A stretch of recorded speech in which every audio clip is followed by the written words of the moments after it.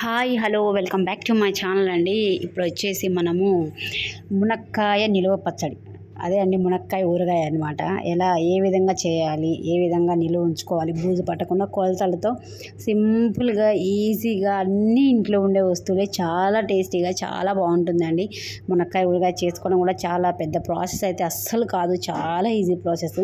మనం మామిడికాయ ఊరగాయ ఏ విధంగా అయితే పెడతామో అదే విధంగా చేయొచ్చు అనమాట.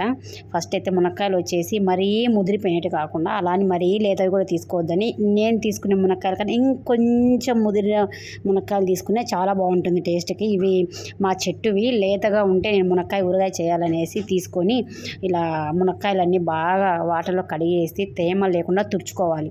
అన్నీ ఆరబెట్టేసుకున్నాక ఏదన్నా ఒక కప్పు, మనం ఏ కప్పుతో అయితే మనం ఊరగాయకి సరిపోయే కొలతలు తీసుకోవాలనుకుంటున్నామో అదే కప్పుతో అన్ని ఐటమ్స్ తీసుకోవాలన్నమాట. సో అందుకోసం ఫస్ట్ అయితే నేను నా దగ్గర ఉన్న కప్పుతో ఈ కప్పుతో 2 కప్పులు మునక్కాయలు అయ్యాయన్నమాట. అది గ్యాప్ లేకుండా బాగా పూడ్చుకోండి. మొత్తం కప్పు నిండా రావాలన్నమాట మునక్కాయలు. ఇలా మొత్తం కప్పు నిండా చేసుకోవాలన్నమాట. మునక్కాయలు మొత్తము ఇలా పూడ్చుకున్నాక నీట్గా కింద పడిపోకుండా చూసారు కదా. నేనైతే ఇలా 2 కప్పులు వచ్చాయి మునక్కాయలు. తేమ లేకుండా కొద్దిగా ఒక 5 మినిట్స్ లేట్ అయినా పర్లేదు కానండి, మునక్కాయలకు తేమ లేకుండా చూసుకోండి.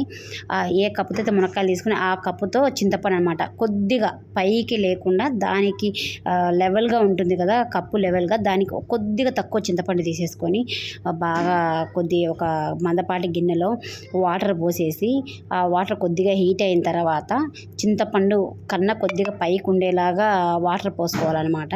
అలా వాటర్ పోసుకున్నాక ఒక 2 మినిట్స్ మనము పొయ్యి మీద అయితే హీట్ చేసామంటే చింతపండు త్వరగా నానుతుంది, వేడి నీళ్ళలో బాగా ఉడుకుతుంది అనమాట. మనము దాని జ్యూస్ తీసేదానికి చాలా ఈజీగా ఉంటుంది. సో అందుకోసం అనేసి నేను 2 నిమిషాలు ఆ వేడి నీళ్ళలో చింతపండు ఉడకబెడుతున్నాను అనమాట. ఉడకబెట్టేసిన తర్వాత మనం చల్లారి పెట్టేసుకుందాం. ఇది పక్కన పెట్టితే చల్లారిపోతుంది.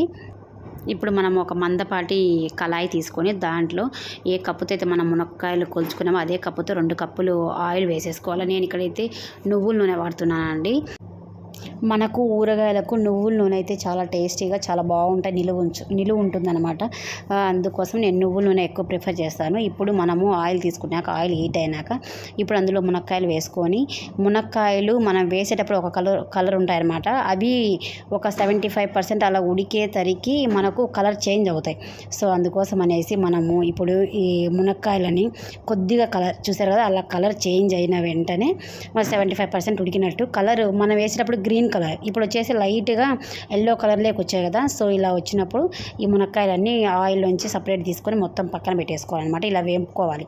అలా వేంపేసుకొని పక్కన పెట్టేసుకుంటే చాలు. ఇలా అన్నీ తీసేసుకున్న తర్వాత ఈ ఆయిల్ ఉంటుంది కదా, ఆయిల్ స్టవ్ ఆఫ్ చేసి, ఆయిల్ హీట్లో ఉంటుంది కాబట్టి ఇప్పుడు అందులో 1 టేబుల్ స్పూన్ వచ్చేసి ఆవాలు, 1 టేబుల్ స్పూన్ వచ్చేసి జీలకర్ర, ఇంకా మనం అందులో ఒట్టి మిరపకాయలు, వెండి మిరపకాయలు అంటారు కదా, అవి కూడా 4 కానీ 5, కరివేపాకు అన్నీ వేస్తే ఆయిల్ హీట్ అయి ఉంటుంది కాబట్టి దాంట్లో వేగిపోతాయి అనమాట. అది పక్కన పెట్టేసుకోవాలి. ఇంకొక కళాయి తీసుకొని అందులో మనము ముందుగా చింతపండు నానబెట్టుకునే ప్యూరీ తీసేసి ఆయిల్ అంతా సపరేట్ చేసుకొని ఒక గిన్నెలో వేసేసుకొని అదే కళాయిలో వేసుకొని చేసుకోవచ్చు. లేదు సపరేట్ కళాయిలో వేసుకొని ఈ ప్యూరీ కొద్దిగా తిక్కుగా వచ్చేలాగా సిమ్లో పెట్టుకొని ఉడికించుకుంటే చాలండి. పక్కన పెట్టేసుకోవాలి ఉడికించుకొని. ఇప్పుడు నేను ఒక గిన్నె తీసుకొని నేను మునక్కాయ ముక్కలు తీసుకునే కప్పుతోనే కొద్దిగా తక్కువతో కారం పొడి, కొద్దిగా తక్కువతో ఉప్పు తీసుకుంటున్నాను అనమాట. ఇలా ఉప్పు వేసుకున్నాక 1 టేబుల్ స్పూన్ వచ్చేసి పసుపు, ఇది ఆవపిండి అండి, 2.5 స్పూన్ ఆవపిండి వేసుకుంటే 1 టేబుల్ స్పూన్ వచ్చేసి పెద్ద టేబుల్ స్పూన్తో మెంతిపిండి వేసుకుంటే సరిపోతుంది. ఇలా వేసుకున్నాక వెల్లుల్లి రెబ్బలు వచ్చేసి బాగా తినేవాళ్ళు ఉంటే నేనైతే ఒక పిరికడ వేసాను, బాగా తినేవాళ్ళంటే ఇంకొద్దిగా ఎక్కువ వేసుకోండి. ఇవన్నీ వేసుకొని ఉప్పు, కారము, ఆవపిండి, మెంతిపిండి, పసుపు అన్నీ కలిసేలా బాగా తిప్పుకోవాలి. ఇలా కలిసిన తర్వాత మనం ముందుగా ఆయిల్లో ఫ్రై చేసి పెట్టుకున్నాం కదా ఈ మునక్కాయలు వచ్చేసి ఇందులో వేసి ఈ కారం పొడి అంతా మునక్కాయలకు పట్టేలా కలుపుకోవాలి. ఇలా కలుపుకున్న తర్వాత మనం ముందుగా చింతపండు ప్యూరీ రెడీ చేసి పెట్టుకున్నాం కదా, అది కొద్దిగా వేసుకుంటూ మునక్కాయలు బాగా కలిసేలాగా కొద్దిగా వేసుకుంటూ బాగా కలుపుకోవాలి. ఇప్పుడైతే స్పూన్తో కలపాలంటే కష్టమే అండి, అందుకే నేను చెయ్యి యూజ్ చేశాను. ఇలా చెయ్యి యూజ్ చేసేసుకొని బాగా ఈజీగా నిదానంగా మునక్కాయలకు అంతా పట్టేలాగా కలిపేసుకోవాలి. మనం కలుపుకునేటప్పుడే మనకు కొద్దిగా గట్టిగా అనిపిస్తుంది. సో ఇలా మొత్తం కలిపేసుకున్నాక బాగా మనం తిరవాత పెట్టుకున్నాం కదా, ఆ ఆయిల్ వేసేసరికి చాలా లూజ్ అవుతుంది అనమాట. సో ఇలా మొత్తం మనం మనము చింతపండు అంతా వేసేసుకుని నేను కొద్దిగా వేసి మొత్తం కలిపేసాను. ఇలా వచ్చేసింది.